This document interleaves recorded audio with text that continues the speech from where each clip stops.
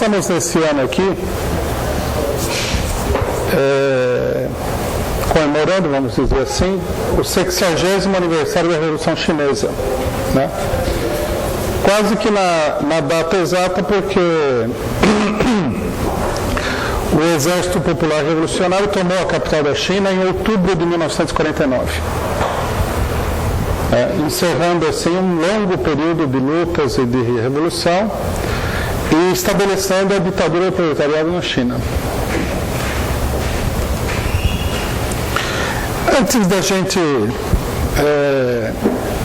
entrar numa série de detalhes sobre o problema da Revolução Chinesa, eu queria aqui fazer algumas considerações de caráter geral, que eu acho que são importantes, né? A primeira delas é que o tema da Revolução Chinesa, ele é logicamente um tema vastíssimo, né? O que nós vamos ter que fazer nessa palestra aqui é apresentar aqui uma síntese de algumas ideias fundamentais. Seria necessário, para compreender, digamos assim, de uma maneira mais cabal o problema da Revolução Chinesa, que a gente entrasse numa série de detalhes e aspectos da história da China.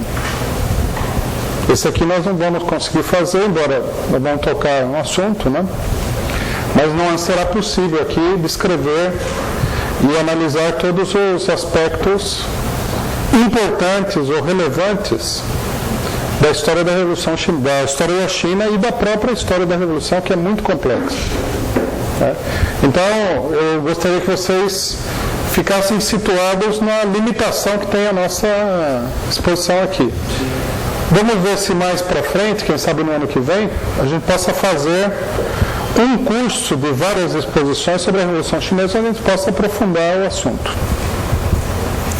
Bom, primeiramente, né, ainda no âmbito das considerações gerais, eu queria chamar a atenção de vocês para o seguinte, que é uma coisa que passa despercebido na maior parte do tempo devido a essa enorme pressão ideológica que existe no mundo já há várias décadas, né, da parte do imperialismo para distorcer e ocultar os fatos históricos, né?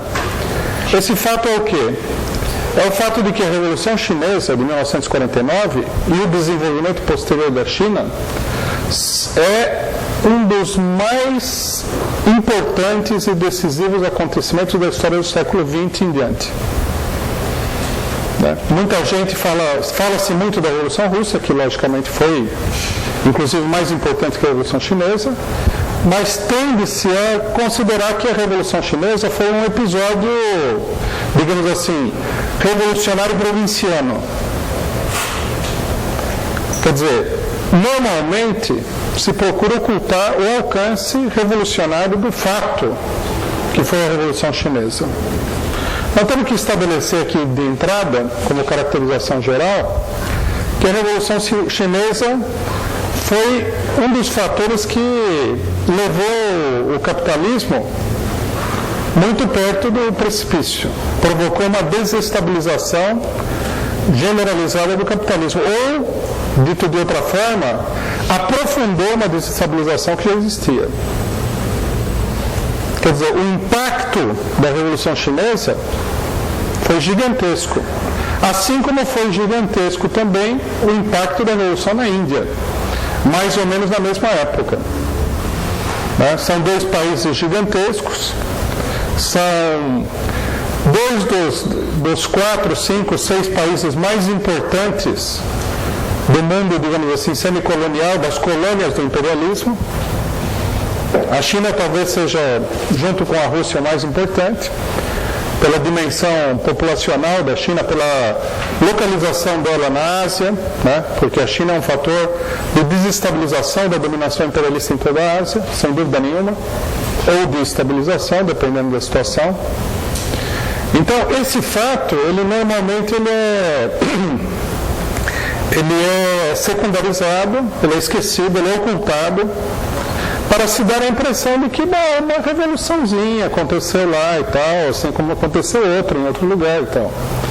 Nenhuma revolução, logicamente, passa sem deixar um impacto gigantesco na estabilidade do sistema político e econômico mundial. Nenhuma. Nem a Revolução Cubana, que foi numa ilha do Caribe, nós vamos ver isso aí na parte da tarde, que dirá uma revolução. Um país tem 25% da população mundial. A Revolução Chinesa, ela é uma demonstração também acabada da inviabilidade da continuidade do sistema capitalista. Qualquer que seja a avaliação que a gente possa fazer sobre o desdobramento posterior da Revolução. Então, esse é o primeiro aspecto. Nós podemos ver isso daí. Eu vou citar um fato dos tempos recentes para a gente ver a importância do problema da China e da Revolução Chinesa. Eu não sei se todos os companheiros atentaram para esse fato, a gente já falou isso na nossa imprensa, em alguma exposição a gente falou disso aqui também, mas a China está na base da situação que se criou com a ofensiva neoliberal nos anos 90. A atual estabilidade relativa, muito relativa, do capitalismo em escala mundial, onde a classe operária se encontra na defensiva, onde os sindicatos estão submetidos a uma enorme pressão, tem a ver diretamente com a China.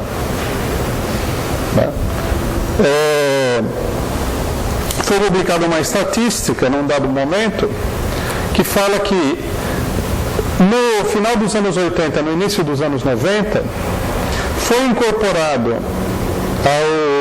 ao mercado do trabalho capitalista cerca de 2 milhões de trabalhadores que não faziam parte, 2 bilhões de trabalhadores que não faziam parte desse mercado capitalista. Esses 2 bilhões de trabalhadores são o quê? São os trabalhadores do leste europeu, depois da crise do leste europeu, e são os trabalhadores chineses, onde a indústria sofreu uma gigantesca privatização a partir da metade da década de 80. E também, logicamente, numa escala geral, os trabalhadores de todas as indústrias que foram privatizadas nesse período. Logicamente que o componente fundamental, né, dessa mudança drástica no mercado de trabalho mundial é a China. Devido ao contingente, não só ao contingente populacional chinês, que é enorme, mas devido ao fato de que a mão de obra na China é extremamente barata. Então, o que aconteceu? Aconteceu uma coisa da qual todos nós aqui sentimos os efeitos, embora sem saber de onde vem, que é que o mercado de trabalho ele sofreu uma espécie de hipertrofia,